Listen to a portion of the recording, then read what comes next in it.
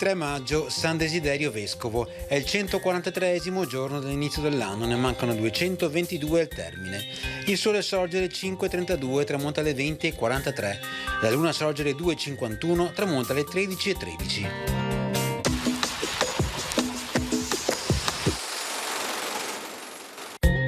Il Senato decreta l'illuminazione dell'intera città, con obbligo a tutti i cittadini, eccettuati i più poveri, di pagare una tassa per contribuire alle spese.